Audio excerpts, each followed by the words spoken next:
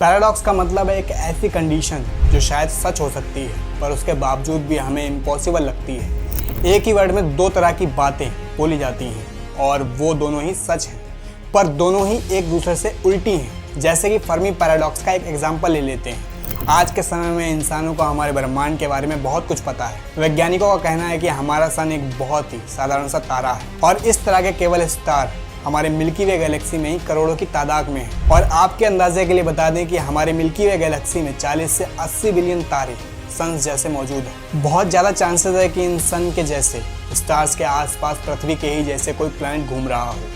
इसके साथ ही यह भी पॉसिबल है कि ये ग्रह और सितारे हमारी खुद की पृथ्वी और सन के मुकाबले कई ज़्यादा समय से एग्जिस्ट करते आ रहे हैं। अगर ऐसा सच है तो ये निष्कर्ष निकालना मुश्किल नहीं है कि किसी दूर के प्लैनेट पर एक इंटेलिजेंट लाइफ फॉर्म हो सकती है। एक ऐसी इंटेलिजेंट लाइफ जिसकी सभ्यता और टेक्नोलॉजी दोनों हमसे बहुत एडवांस है। बिल्कुल आज हम जिस तरह से सोच रहे हैं उसी तरह इन एलियंस ने भी एक वक्त पर सोचा होगा कि स्पेस के दूसरे ग्रहों पर अनोखी सभ्यता हो सकती है। इसलिए उन्होंने ऐसी मशीन्स भी बनाई होंगी जो इन नए प्लैनेट्स को खोज सकें। तो अब सवाल ये उठता है कि अगर इस चीज़ की इतनी ज़्यादा संभावना है तो अब तक किसी सभ्यता ने हमसे मुलाकात करने की कोशिश क्यों नहीं की? क्या उनके होने का हमें अभी तक कोई पक्का सबूत नहीं मिल जाना चाहिए था? फर्मी पैराडॉक्स इसी परेशानी को सामने लेकर आता है। अगर धरती उन करोड़ों ग्रहों में से एक है जिसकी कंडीशन के अंदर नए तरह के जीव जंतु पैदा हो सकते हैं, तो अब हम ही ऐसे यूनिक जीव क्यों हैं जो खुद सोच और समझ सकते हैं? हर जगह पर यूएफओ देखे जाने की बात की जाती है या कई बार तो ये तक कहा जाता है कि अमेरिका के पास एलियंस के अवशेष हैं, लेकिन अभी तक पब्लिकली हमें इस बात की जानकारी क्यों नहीं दी गई है? हालांकि इस पैराडॉक्स को खारिज करने के लिए ज़्यादातर लोगों के पास सिर्फ एक ही जवाब है, वो ये है कि हमारी धरती उन बिलियन दूसरे ग्रहों में सबसे ज़्यादा अलग और लकी है जहाँ पर इंटेलिजेंट लाइफ फॉर्म पैदा हो पाए। कुछ इसी तरह से हज़ारों हाइपोथेसिस दुनिया भर में कही गई हैं और उन्हीं में से एक है ओल्बा पैराडॉक्स। ओल्बा पैराडॉक्स एक बहुत ही आसान सा सवाल हमसे पूछता है, रात के वक्त हमारा आकाश अंधेरे से क्यों भर जाता है, या कहूँ कि रात को आसमान काला क्यों दिखाई देता है? आखिर आकाश में हजारों लाखों चमकते हुए सितारे मौजूद हैं, तो उनकी रोशनी हमें रात में दिखाई क्यों नहीं देती? आज हम इसी पैराडॉक्स को समझने की कोशिश करेंगे। साल 1758 से साल 1840 के बीच एक जर्मन एस्ट्रोनॉमर हेनरिच ओलिवर्स के नाम पर यह पैराडॉक्स रखा गया था। कहीं ना कहीं देखें तो इस आसान से सवाल का एक बेहद ही आसान सा जवाब होना चाहिए। हमारी धरती एक ऑर्बिट पर घूमती रहती है, जिस वजह से हमें दिन और रात के होने का आभास होता है। इंसान धरती पर एक जगह पर स्थित होते हैं और दिन के समय में सन की रोशनी रिफ्लेक्ट होकर धरती के एक साइड पर गिरती है। लाइट के रिफ्लेक्शन की वजह से ही आकाश का रंग भी नीला दिखाई देता है। अपनी एक्सिस पर घूमने के अलावा हमारी धरती सन के चारों ओर भी चक्कर लगाती है। वही सन आकाश में मौजूद एक ऐसी चीज़ है जो फिक्स जगह पर है। हालांकि मिल्की वे गैलेक्सी में सन भी मोशनेबल है, लेकिन पृथ्वी के हिसाब से सन रेस्ट में है। अब रात के समय में धरती अपनी एक्सिस पर घूम जाती है। हम भले ही पृथ्वी पर एक ही जगह पर होते हैं, लेकिन हमारी पोजीशन बदल जाती है। अब धरती की दूसरी साइड पर सन की रोशनी गिरने लगती है, वही हमारी साइड पृथ्वी की छाया में आ जाती है। इस पोजीशन में आप सन को नहीं देख सकते, पर दूसरे स्टार्स, प्लैनेट और मून को जरूर देख सकते हैं। आकाश में मौजूद इन दूसरी चीज़ों में इतनी ज़्यादा लाइट नहीं निकलती, इसलिए रिफ्लेक्शन होना संभव ही नहीं हो पाता। इसी वजह से आकाश का रंग रात के समय काला होता है। कम से कम यही चीज़ आप में से बहुत लोग भी सोचते होंगे। लेकिन ओलिवर्स का कहना है कि इसका इतना आसान सा जवाब नहीं है, क्योंकि वो धरती पर उस समय रहा करते थे जब पूरी दुनिया में कहा जा रहा था कि हमारा ब्रह्मांड एक फिक्स्ड और इन्फिनिटी जगह है। फिक्स्ड और इन्फिनिटी से मेरा मतलब यह है कि ब्रह्मांड को बनाया ही नहीं गया था, वो हमेशा से ऐसा ही मौजूद था और इस यूनिवर्स का कोई भी अंत नहीं है। हजारों करोड़ स्टार्स हमेशा से आकाश में मौजूद थे और एक फिक्स जगह पर मौजूद हैं। तो अब ओलिवर कहते हैं कि जब वो धरती पर रात के समय में एक जगह से खड़े होकर ऊपर की तरफ किसी भी दिशा में देखते हैं तो उनकी नज़र के सामने कोई ना कोई सितारा तो ज़रूर होगा, फिर चाहे वो तारा धरती के करीब हो या फिर कई हजार लाइट ईयर्स दूर हो। ये चीज़ कहीं ना कहीं सही भी है। अगर हम खुद रात के समय में किसी भी डायरेक्शन में देखेंगे तो उस डायरेक्शन में कोई ना कोई स्टार तो ज़रूर होगा। आखिर ब्रह्मांड में इन्फिनिटी ऑफ नंबर्स में स्टार्स मौजूद हैं, तो ये चीज़ भी सच ही होगी। इसी अंदाजे से ओलिवर ने कहा कि अगर आकाश में हर दिशा में कोई ना कोई सितारा है और ये सितारा इन्फिनिटी नंबर में अंतरिक्ष में मौजूद है, तो उस हिसाब से रात में पूरा आकाश रोशनी से घिरा होना चाहिए था। अब सबके दिमाग में एक बात आएगी कि किसी भी स्टार के अंदर से जो रोशनी निकलती है उसकी तेजी दूरी के हिसाब से कम भी हो जाती है। जैसे कि सन से निकलने वाली रोशनी नेपच्यून जैसे प्लैनेट पर बहुत कम मात्रा में पड़ती है। इसका मतलब रात के समय में एक तारा हमसे जितनी ज़्यादा दूर होगा उसकी रोशनी उतनी ही ज़्यादा कम होगी। लेकिन किसी तारे की रोशनी और तीव्रता उसकी दूरी पर निर्धारित नहीं होती, और इसे भी उन्होंने बेहद ही दिलचस्प तरीके से समझाया है। ऑलिवर कहते हैं कि हमारे ब्रह्मांड में अनगिनत गैलेक्सीज हैं, कुछ धरती के करीब हैं तो वहीं कुछ धरती से बहुत दूर हैं। अब हम जैसे जैसे दूर जाते जाएंगे इन गैलेक्सीज में मौजूद तारों और उनसे निकलने वाली रोशनी की मात्रा बढ़ती जाएगी। तो चाहे ये तारे धरती से कितनी भी दूर क्यों ना हो, इनकी रोशनी की स्पीड पर कोई भी असर नहीं होना चाहिए। आप इसे इस तरह से समझ सकते हो। मान लीजिए कि हमारी धरती एक बड़े से ग्राउंड के बीचों बीच में मौजूद है। धरती के चारों तरफ हजारों सितारे चमक रहे हैं जिनकी रोशनी सीधे धरती पर गिर रही है। अब जैसे जैसे आप पृथ्वी से दूर जाते हो तो तारों की मात्रा भी बढ़ती जाती है। और ये भी मत भूलिए कि ये ग्राउंड इन्फानाइट लेवल पर बड़ा है, यानी कि उसके अंदर इन्फानाइट नंबर्स के स्टार्स मौजूद हैं। इस हिसाब से तो ऑलिवर का कहना बिल्कुल सही है कि आकाश में इतने सारे तारे हैं कि उनके दूर जाते ही लाइट बढ़ने लगेगी और हमारी अंतरिक्ष पूरी तरह से लाइट से घिर जाएगी। और एक बार सोचे तो ये समझना भी मुश्किल नहीं है कि तारों में इतनी ज़्यादा रोशनी और रेडिएशन निकलेगी कि हमारी धरती भी भाप बन जाएगी। लेकिन ऐसा कुछ भी नहीं हो रहा है। हमारी धरती अभी भी सही सलामत है और रात के समय आकाश भी पूरी तरह से काला है। तो क्या ऑलिवर का कहना गलत है? अगर गलत होता तो आज हम इसके बारे में जान नहीं रहे होते। ऑलिवर के इसी सवाल की वजह से हमारे ब्रह्मांड के बहुत से रहस्य उजागर हो पाए। चलिए देखते हैं कि कैसे आप एक आसान सा एक्सपेरिमेंट कर सकते हो। रात के समय बाहर जाकर ऊपर आकाश की तरफ देखिए।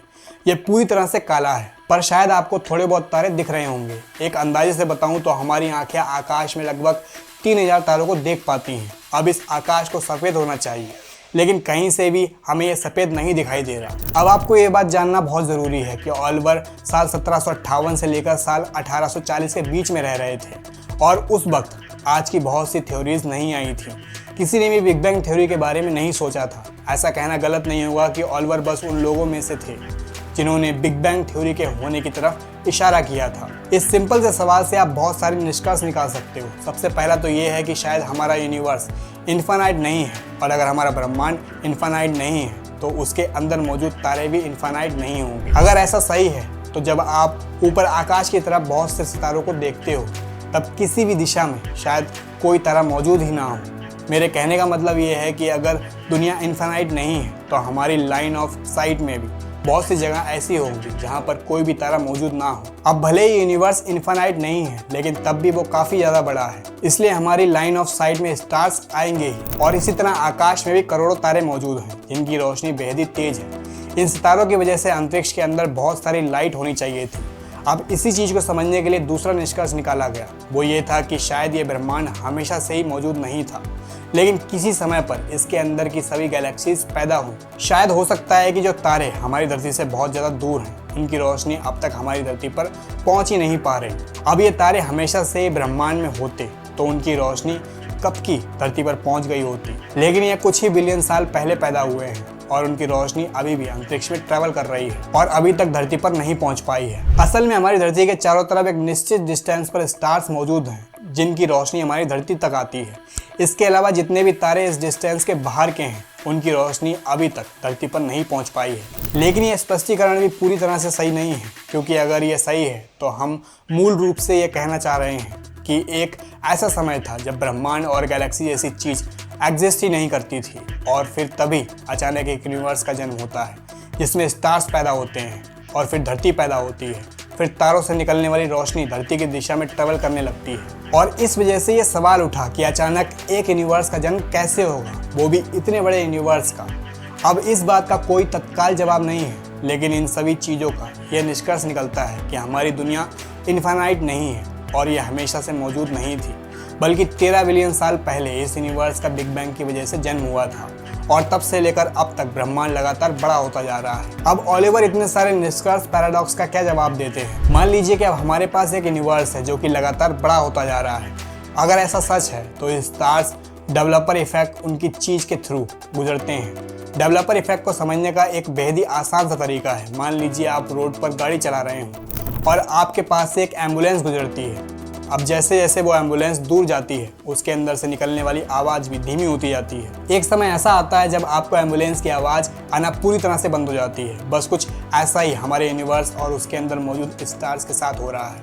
ब्रह्मांड लगातार बाहर की तरफ एक्सपेंड कर रहा है। इसके साथ ही इसके अंदर मौजूद स्टार्स भी बाहर की तरफ जाते जा रहे हैं। इस वजह से तारों से निकलने वाली वेवलेंथ भी स्ट्रेच हो रही है और इतनी ज़्यादा पतली होती जाती है कि वो इंफ्रारेड लाइट में बदल जाती है। और हम सबको पता है कि इंफ्रारेड लाइट को देखा नहीं जा सकता। इस निष्कर्ष से हम एक और जवाब निकाल सकते हैं, अगर हमारा ब्रह्मांड तेज़ी से बाहर की तरफ फैलता ही जा रहा है तो वो किसी न किसी स्पीड से इस काम को अंजाम दे रहा है। जाहिर सी बात है कि रोशनी की स्पीड से ज़्यादा कोई और चीज़ नहीं है। इसका मतलब हमारा ब्रह्मांड स्पीड ऑफ लाइट से ज़्यादा तेज बढ़ रहा है।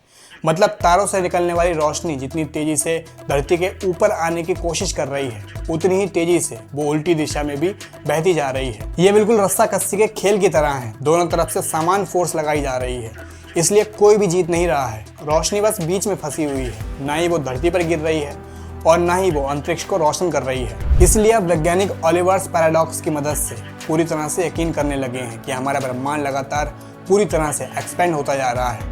जब आप रात में आकाश को काला देख रहे हैं तब वो असल में लगातार बड़े हो रहे ब्रह्मांड का सबूत है। अब आपके दिमाग में एक सवाल आ रहा होगा कि अगर हमारी दुनिया बड़ी हो रही है तो इसने कहीं ना कहीं तो शुरू जरूर किया होगा। हर एक बड़ी चीज़ की शुरुआत एक सिंगल पॉइंट से होती है। वो कहते हैं ना कि बूंद बूंद से ही सागर बनता है। तो वक्त में ऐसा समय जरूर रहा होगा जब हमारा ब्रह्मांड आज के मुकाबले काफ़ी ज़्यादा छोटा होगा और शायद उस वक्त हमारा आकाश पूरी तरह से रोशनी से घिरा होगा। अगर आप ऐसा ही सोच रहे हो तो आप बिल्कुल सही हो। उस समय में सच में आकाश में पूरी तरह से रोशनी भरी पड़ी थी। अब यहाँ पर एक सवाल आता है कि क्या ये रोशनी ब्रह्मांड में कहीं मौजूद है? तो जवाब है हाँ, ये प्राचीन रोशनी अभी भी ब्रह्मांड में मौजूद है। लेकिन यूनिवर्स के बड़े होने की वजह से इस रोशनी की वेवलेंथ इतनी ज़्यादा खिंच चुकी है कि अब उसे आंखों से देखना नामुमकिन हो गया है और ये रोशनी इंफ्रारेड लाइट की रेंज से भी आगे निकल गई है। अब ये माइक्रोवेव बन गई है। बस इसी रोशनी को कॉस्मिक माइक्रोवेव बैकग्राउंड रेडिएशन कहा जाता है और ये कॉस्मिक माइक्रोवेव बैकग्राउंड रेडिएशन एक समान रूप से ब्रह्मांड में फैला हुआ है। आप धरती से जिस भी दिशा में देखोगे तो ये रेस उसी दिशा में मौजूद है। बस फर्क सिर्फ इतना है कि हम अपनी आंखों से उसे देख नहीं सकते। इसका मतलब है कहीं ना कहीं पर सही रात के समय आकाश में रोशनी जरूर होती है, लेकिन वो उस रेंज में होती है जिसमें हम उसे आंखों से देख नहीं सकते। अब आप ही बताइए, क्या सन से निकल रही अल्ट्रावायलेट रेस को आप अपनी आंखों से देख सकते हैं? नहीं ना।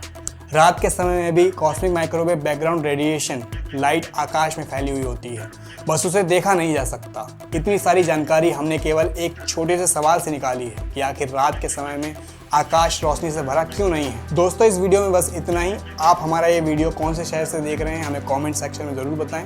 अगर आपको ये वीडियो अच्छा लगा हो तो वीडियो को लाइक ज़रूर कीजिएगा और ऐसे इन्फॉर्मेटिव वीडियोज़ को देखने के लिए हमारे चैनल को सब्सक्राइब करना ना भूलें और इस वाली वीडियो को भी ज़रूर देखिएगा। मिलते हैं अपनी अगली वीडियो में।